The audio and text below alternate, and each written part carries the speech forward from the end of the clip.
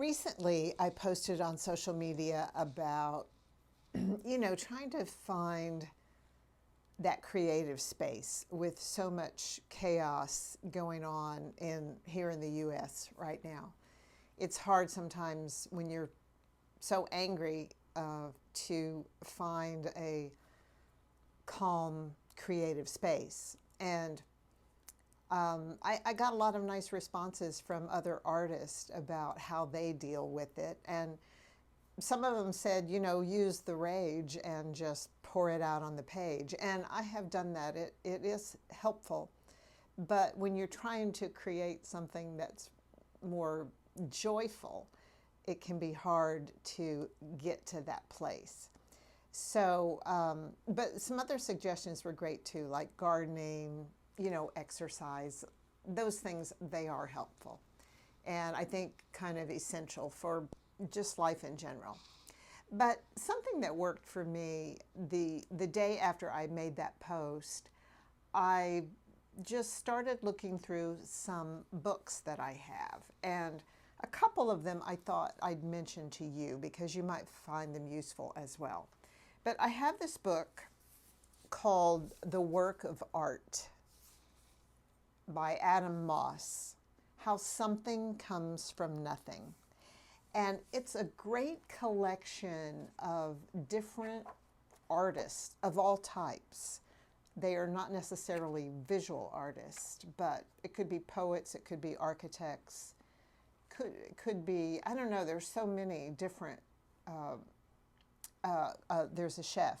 I mean, it's full of inspiration. And like I opened to this one about an animator, a cartoonist, that I just found so interesting. And one that also spoke to me was Samin Nosrat. She's a chef that wrote Salt, Fat, Acid, Heat, that cookbook.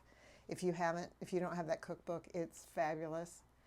But she talks about how incredibly depressed she can be, and it sounds like it's kind of a recurring thing, and she just works through it. She's learned to work through it. So, just reading things like this, to me, it's so inspiring to see how other artists are dealing, here's a musician, are dealing with this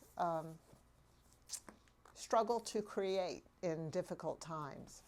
Another book that I was gifted, and this is years ago, is In the Company of Women by Bonney. It's a collection of profiles about many different female creators. They may be fashion designers, see if visual artists, potters.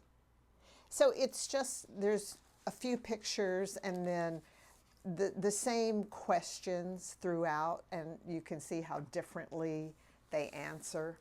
This is an artist, an author. Many of these creators are in New York, but not all. But it's also very inspiring.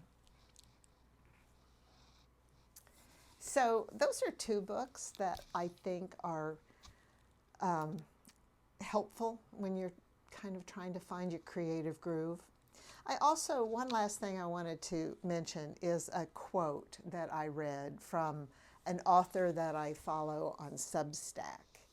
If you're not on Substack, oh my goodness, there's some great content there. But this was from John Pavlovitz, and he writes, his Substack is called The Beautiful Mess.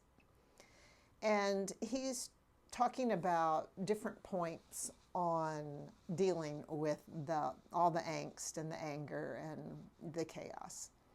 So his point 8 is to stay fucking joyful.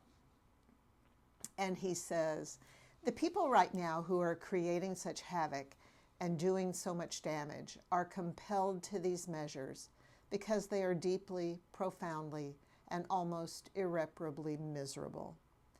The world in their heads is composed almost entirely of enemies and adversaries, And as a result, they are perpetually at war with the world. As disheartening as it is to witness people this inherently joyless, it's a cautionary reminder of who we do not want to become, of what we can't let the fight do to us. The most offensive weapon you and I have in the days we find ourselves in is our positivity and our refusal to become nihilistic. May we who oppose the cruelty on display never become so devoid of lightness that we resemble those who celebrate that cruelty. Misery really does love company. Refuse to join it by holding on to your joy with all you've got. I think that is a great quote and something to look back on as we move forward through the next 4 years. So I hope that helps if you, like me, have struggled a little bit with finding your joy. Thanks for watching, and see you next time.